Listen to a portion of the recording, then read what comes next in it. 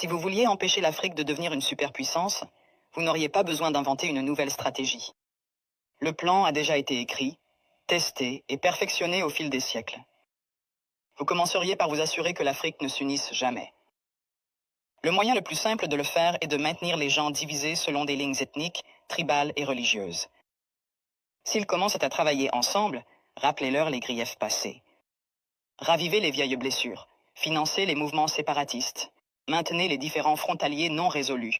Assurez-vous qu'à chaque fois qu'ils font un pas en avant, ils en font deux en arrière parce qu'ils sont trop occupés à se battre entre eux. Vous installeriez des dirigeants qui servent des intérêts étrangers, pas leur peuple. Trouvez les plus corrompus, les plus facilement manipulables, ceux qui désirent la richesse et le statut plus que le progrès.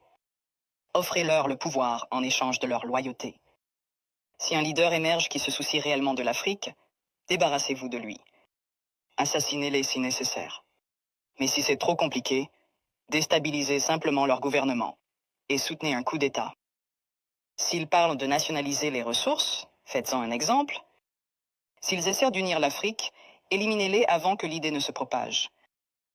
Vous maintenez l'Afrique économiquement faible en vous assurant qu'elle ne s'industrialise jamais.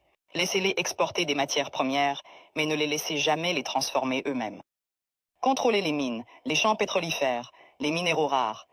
Gardez-les à vendre à bas prix et à acheter cher. Si un pays essaie de se libérer et de construire ses propres industries, sabotez-le. Imposez des sanctions, déstabilisez sa monnaie. Financez l'opposition locale, faites s'effondrer son économie. Si cela ne fonctionne pas, orchestrez une guerre civile. Les gens ne peuvent pas construire quand ils sont trop occupés à essayer de survivre. Vous vous assureriez que leur système éducatif produit des travailleurs, pas des innovateurs. Enseignez-leur une histoire qui glorifie leurs oppresseurs. Faites-leur croire que leurs cultures sont primitives, que leurs ancêtres étaient des sauvages, que leur avenir dépend de l'approbation étrangère. Entraînez-les à mémoriser, pas à penser de manière critique. Gardez leurs meilleurs et plus brillants à la recherche d'opportunités à l'étranger. Faites-leur rêver de quitter l'Afrique plutôt que de la réparer. Offrez des bourses qui emmènent leurs esprits les plus brillants vers l'Occident et ne les encouragez jamais à revenir. Laissez le continent continuer à former des médecins et des ingénieurs seulement pour qu'ils aillent enrichir d'autres nations. Vous contrôleriez leurs récits. Possédez leurs médias, contrôlez leurs histoires, dictez leur image au monde. Faites-leur croire qu'ils sont corrompus, sans espoir, éternellement en crise.